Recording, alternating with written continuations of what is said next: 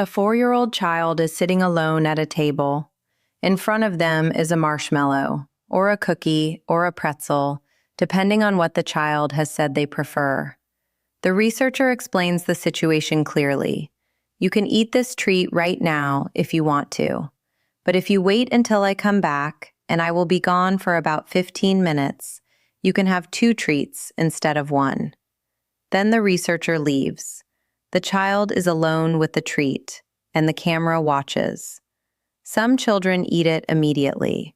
Some wait for a minute or two, struggle, and then give in.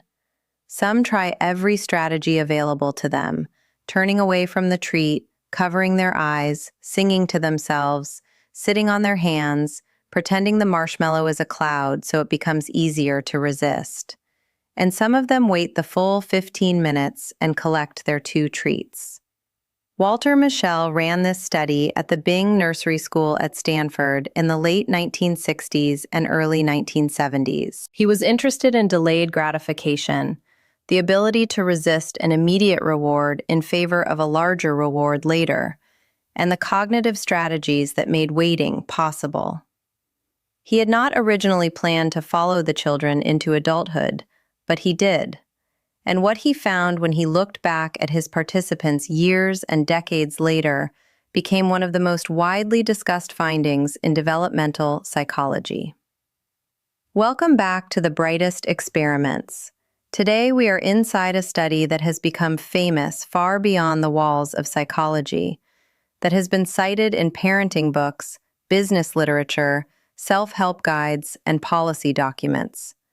A study about a marshmallow and a 4-year-old that turned out to be about something much larger, the relationship between the capacity to wait and the shape of a life. Mischel's original interest was not in predicting life outcomes. He was studying self-regulation, specifically the mental strategies that allowed some children to delay gratification while others could not. What he found in that dimension of the research was itself important. The children who successfully waited were not simply better at willpower in some global sense. They were better at cognitive reframing. They had discovered, spontaneously or through prompting, that the trick was to mentally transform the treat, to think of the marshmallow as a puffy cloud rather than a delicious food, to cover it with something, to look away, to distract themselves with a song. The capacity to delay gratification, Mischel found, was not a fixed trait, but a skill, one that depended on having the right mental tools available. Children who were taught specific strategies were significantly more able to wait than those left to their own devices. This was a genuinely hopeful finding. Self-control was not simply something you had or lacked. It was something that could be cultivated, given the right cognitive scaffolding. The longitudinal findings came later, as Mischel and his colleagues began following up with the participants who had passed through the Bing Nursery School. The correlations they found between early delay of gratification and later outcomes were striking. Children who had waited longer in the original task showed, on average, better academic performance in adolescence, higher SAT scores, greater social competence, better ability to cope with frustration and stress, and lower body mass index in adulthood. The follow-up studies extended into the participants' 40s, and the correlations, though modest, remained detectable across decades. These findings captured the public imagination in a way that few psychological results do. The idea that a simple behavioral measure at age 4 could predict outcomes across a lifetime seemed to offer a window into something fundamental about human development, a glimpse of the character architecture that would shape a person's trajectory. And then, as with so many findings that attract widespread attention, the replication landscape became complicated. A 2018 study by Tyler Watts, Greg Duncan, and Hao-Nan Kwon examined the marshmallow effect in a larger, more demographically representative sample than Mischel's original work, which had drawn primarily from children of Stanford faculty and staff, a relatively affluent, highly educated group. In the larger sample, the predictive power of early delay of gratification was significantly weaker. And when the researchers controlled for family background, socioeconomic status, and home environment, the correlation between waiting and later outcomes became very small. This result reframed the story substantially. If children from more advantaged backgrounds waited longer and also had better outcomes later, the Marshmallow Test might be measuring something about the environment rather than something about the child.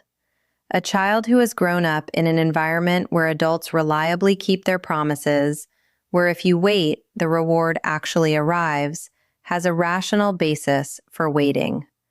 A child who has grown up in an environment where resources are unpredictable and promises are not reliably kept has an equally rational basis for taking what is available now. Mischel and his colleagues engaged thoughtfully with these critiques. The picture that has emerged from the subsequent decade of debate is nuanced. Early self-regulation does predict later outcomes, but less powerfully than the original study suggested, and its predictive power is substantially shaped by the socioeconomic context in which the child is developing. The Marshmallow Test captures something real, but it captures the environment as much as the individual. What survives this revision, and survives robustly, is the finding about strategies. The children who waited were not the ones with superior willpower as a raw capacity. They were the ones who had found a way to change their relationship to the temptation. By reframing the marshmallow, by covering it, by directing attention elsewhere, they had made waiting cognitively easier rather than simply enduring the discomfort through effort alone. This is the most practically useful thing Michel's research gives us. Self-control is not primarily a matter of gritting your teeth and resisting. It is a matter of engineering your environment and your attention so that the temptation becomes less tempting. The person who removes the biscuits from the kitchen is exercising more effective self-control than the person who leaves them there and relies on willpower to resist eating them. The strategy precedes the virtue. Mischel himself was emphatic about this in his later writing. His 2014 book, The Marshmallow Test, argued explicitly against the deterministic reading of his findings. The idea that your 4-year-old self had already fixed the arc of your adult life.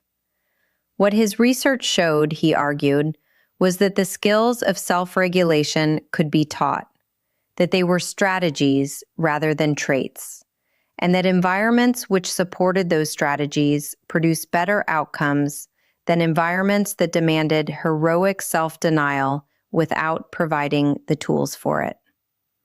The child sitting at the table with a marshmallow is not demonstrating a fixed capacity that will determine their fate. They are demonstrating what strategies they currently have available and what their experience has taught them about whether waiting pays off. Both of those things can change. Walter Mischel spent his career studying the conditions under which people manage to do what they intend to do, rather than what feels easiest in the moment. His marshmallow became famous because it captured something we recognize in ourselves: the gap between what we want long-term and what pulls at us right now. And his most important message was not that some people are better at closing that gap than others. It was that the gap can be closed with the right tools and the right environment, starting at any age. Next time, we move from the psychology of self-control to the psychology of decision-making under risk, to Kahneman and Tversky, and to the discovery that the human mind evaluates gains and losses in a fundamentally asymmetric way. Their prospect theory changed economics, medicine, public policy, and our understanding of what it means to make a rational choice. That is coming right up. Leave a comment. What strategies do you use to manage the gap between short-term temptation and long-term intention? I'd genuinely like to know. Subscribe so you're here for the next one. I'll see you then.